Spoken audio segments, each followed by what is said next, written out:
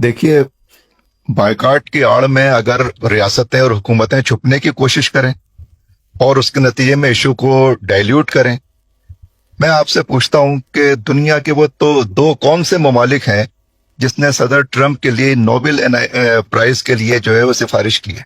पाकिस्तान। एक इसराइल है और दूसरा पाकिस्तान है। तो बायकॉट किसका होना चाहिए?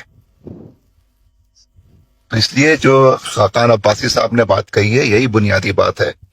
इस वक्त मसला यह है कि जालिम और मजलूम की जंग में अगर कोई न्यूट्रल है तो वो जालिम के साथ है, वो न्यूट्रल नहीं है।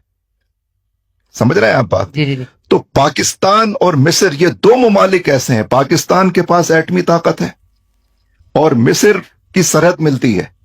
ये दो ममालिक मसला है गजा के दुनिया, आलम इस्लाम, आलम इंसानियत के सबसे बड़े मुजरिम हैं, जो एक एटमी ताकत होने के बावजूद किरदार अदा नहीं कर रहा और नोबेल प्राइज के लिए सिफारिश कर रहे हैं।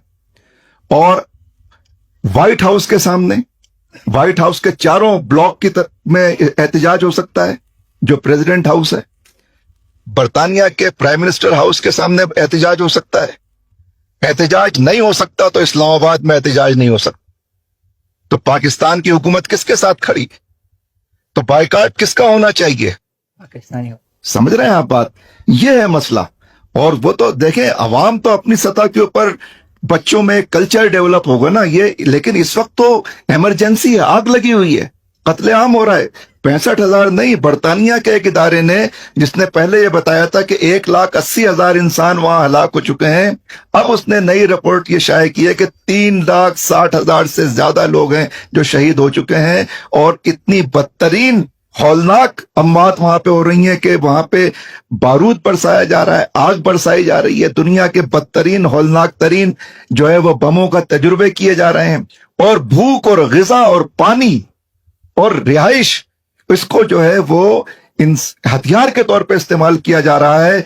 1 घंटे में गजा में जितने लोग शहीद हो रहे हैं, दूसरी आलमी जंग में भी 1 घंटे में इतने लोग कत्ल नहीं हुए जितने गजा में शहीद हो रहे हैं। और टुक टुक दीदम दम न कशीदम, सारे तमाशाई बने हुए किसके साथ खड़े? अगर मिस्र वहां पे ग़िज़ा नहीं जाने दे रहा तो मिस्र मुजरिम है या नहीं है? रफा का बॉर्डर किसके पास है? और जब मगरबी दुनिया के आम खवातीन फ्लोटीला लेकर वहां पे जा रहे हैं, तो ये हुकूमतें और ये रियासतें क्या हैं? ये क्या मोम की नाक है ये? तो इसलिए मसले को डाइल्यूट ना करें। जनरल बाजवा के बारे में मसला कश्मीर के हवाले से भी और मसला फलस्तीन के हवाले से भी जो बातें बयान की जा रही हैं, उसके बारे में हुकूमतें क्या कहती हैं। और ये जो हमारी हुकूमतें हैं, इस वक्त एक prime minister, president, foreign minister, defence minister ये कमरे से बाहर बैठे हैं और मुल्क और फलस्तीन और ईरान के मसले के ऊपर हमारे सर्विसेज की चीफ अमेरिकी सदर से मुलाकात कर रहे हैं। उसका एजेंडा क्या है? कौम जानना चाहती है। क्यों अमेरिकी सदर और बरतानवी वजीर आजम के घर के बाहर एहतजाज हो सकता है और डी चौक पर और पार्लियामेंट के सामने पाकिस्तान की कौम एहतजाज नहीं कर सकती? ये सवाल है, क्यों नहीं हो सकता ऐसा? क्यों ये हुकूमती सतह के ऊपर ये इकदाम नहीं होते? क्यों पाकिस्तान अस्करी और सिफारती मदद क्यों नहीं कर सकता? भाई, जब अस्करी सतह पे, रियासती सतह पे हुकूमतें इसराइल का साथ दे रही हैं, कत्लेआम का साथ दे रही हैं, जेनोसाइड का साथ दे रही हैं, तो मजलूम के साथ रियासतें क्यों नहीं खड़ी हो सकती?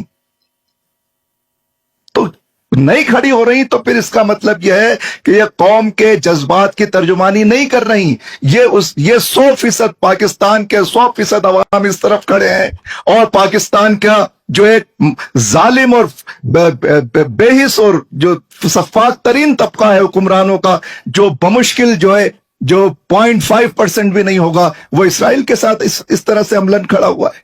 इसलिए इसको एड्रेस होना चाहिए। यह है मसले की बुनियादी जड़। और मैं इसकी एक वजह और आपको और बताऊं कि बायकॉट होना चाहिए, लेकिन ये जो कौम को गुलाम बनाया गया है, ये जो हमारे यहाँ एहतजाज नहीं हो रहा और ये जो मगरबी दुनिया में एहतजाज हो रहा है, हार्वर्ड यूनिवर्सिटी में, ऑक्सफोर्ड यूनिवर्सिटी में, न्यूयॉर्क यूनिवर्सिटी में, वहां के प्रेसिडेंट्स ने रिजाइन किया है, وہاں کے اسٹوڈنٹس کو نکالا گیا ہے تعلیمی اداروں سے, وہاں کے پروفیسرز کو جیلوں میں ڈالا گیا ہے, لیکن وہ لاکھوں کی تعداد میں ہر ہفتے نکلتے ہیں, اور ہر ہفتے خود سے نکل کر لندن کی شاہراہ ہو, فرانس ہو, پیرس ہو, نیو یارک ہو, واشنگٹن ہو, سب جگہ احتجاج ہوتا ہے. لیکن اس مسلم دنیا میں, جس کو مسلم دنیا کے اندر یہاں لوگوں کو اس طرح سے غلام بنا لیا گیا ہے, اور ان کی سیاسی آزادیاں چھین لی گئی ہیں, اور ان کے جمہوری حقوق سلب کر لیے گئے ہیں, اور ان کی سوچ پر, ان کے ذہنوں پر, ان کی آزادیوں پر پہرے بٹھا دیے گئے ہیں, اس کے ذریعے سمجھتے ہیں کہ یہ کنٹرول کر لیں گے. دنیا ایک ایسے مقام پر پہنچ گئی ہے کہ غزہ کے مسئلے نے پوری دنیا کی سیاسی ڈائنامکس کو تبدیل کر دیا ہے. پوری انسانیت ایک طرف کھڑی ہو گئی ہے. اسرائیل کل تک مظلوم تھا, آج پوری انسانیت کے سامنے ظالم بن چکا ہے, اور پوری انسانیت اس وقت غزہ کے مظلوموں کے ساتھ کھڑے ہیں. یہودی ہو, عیسائی ہو, ہندو ہو, کمیونسٹ ہو, مسلمان ہو. مغربی دنیا میں مسلمان کتنے فیصد ہیں؟ جو کچھ وہاں پہ لاکھوں لوگ نکل رہے ہیں, غیر مسلم لوگ نکل رہے ہیں, اور مسلم دنیا کے عوام کو جو ہے زنجیروں کے اندر جکڑا جا رہا ہے. لہٰذا یہ کھیل نہیں چلے گا. بائیکاٹ مسلم دنیا کے حکمرانوں سے شروع ہونا چاہیے, اور ان تمام اشیاء تک جانا چاہیے کہ جو ان حکمرانوں کو سیاسی اور معاشی طور پہ فائدہ پہنچاتے ہیں. بہت شکریہ.